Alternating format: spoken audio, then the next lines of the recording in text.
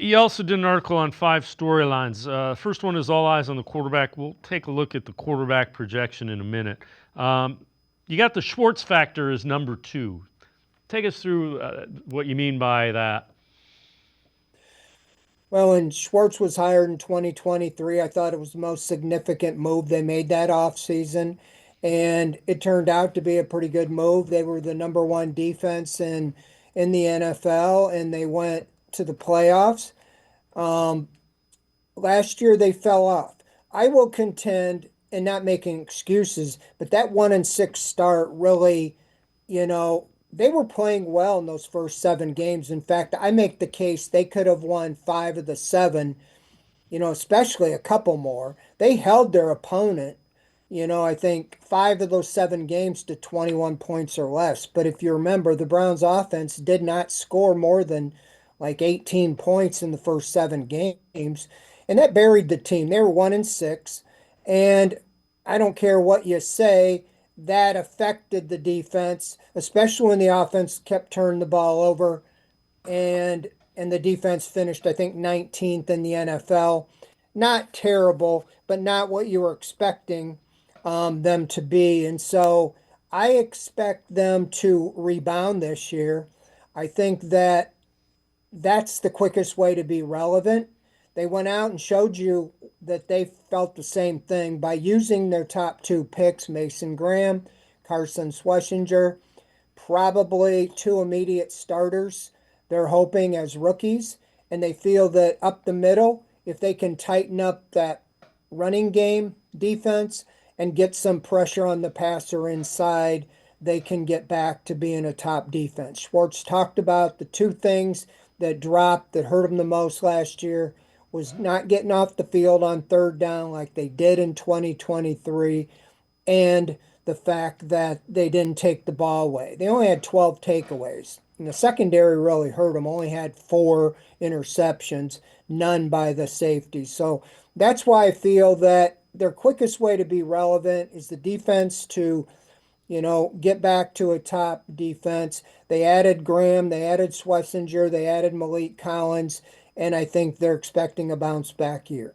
So another one is the need for young receivers to step up, and will the offensive line be strong again? So those are the next 2. Take us through those. Well, I mean, I wrote in the offseason, I thought wide receiver was the third biggest need on this team. And Andrew Berry had addressed wide receiver every year in the draft since he's been here.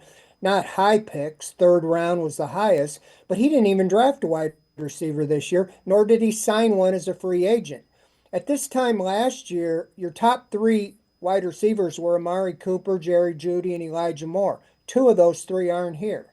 Jeudy emerged, but what do you have behind him? You have a lot of young draft picks from the past: Cedric Tillman, uh, Jamari Thrash, Michael Woods, David Bell are all big question marks. They haven't done at the NFL level. They're really counting on Tillman to step up and be the number 2 receiver. Then you got a big question by Deontay Johnson. But I think those 4 drafted young veterans are really on the hook if the Browns are going to have a successful passing game. I think PFF recently ranked them as the worst wide receiver group in the NFL. So we'll see.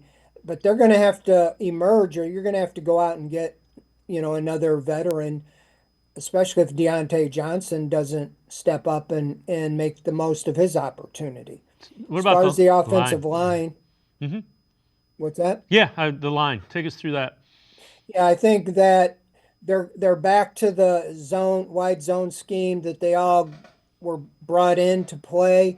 4 of the 5 they're going to be 30 or over, so there's a little age. But I contend on the offense that the offensive line still is the strength. I expect, Batonio, Teller, Posick, and Conklin, as long as they're healthy, to have a bounce back year and be able to provide holes. The biggest question, losing Judkins, will they be able to still run the ball effectively?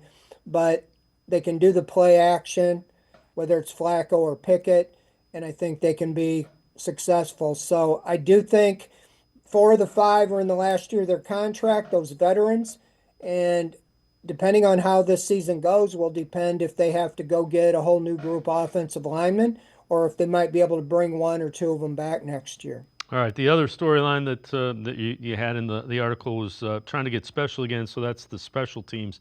But before we go, take us through your quarterback projection. What you see as the quarterback and how you think that's going to lay out. That's the big question everybody's talking about. Yeah, I wrote a story, went out this morning about who I project. If I look at my crystal ball, just from what I've seen, no inside information, but I do think that Joe Flacco, when it's all said and done, makes the most sense. The Browns have said they're not rebuilding, they plan, they intend to win. And if they, especially when you look at that first 6 game schedule, with 5 playoff teams, 71 and 31 record from those 5 teams last year, your season could be over in the first 6 games. If you get off to a 1-5 start, 2-4 even, and heaven forbid 0-6, your season is over, very similar to last year. I think the best chance to navigate the early part of the season is Joe Flacco. He's obviously not the long-term answer, but I think those veterans in the locker room that Andrew Berry talked to, the Myles Garrett, the Joe Bitonio, David Njoku, Jack Conklin, and so forth, Denzel Ward, they'll know, and they know that Flacco's been there, done that, and they saw what he did a couple years ago. I think he gives them the best chance to win. Now, that might not be the case after 5, 6 games. If they're off to a good start, you stay the course. If they falter and things start to fall apart, you got plenty of time to turn it over to your younger guys.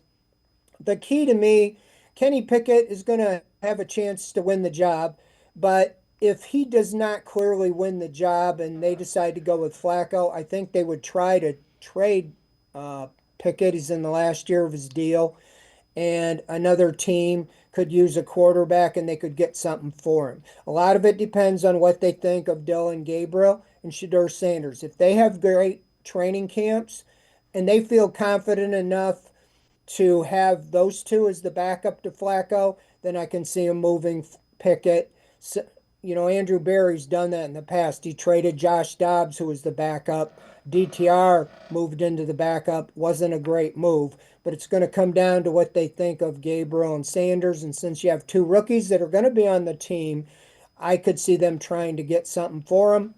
If they can't, they might just keep all four and see how the early part of the schedule goes.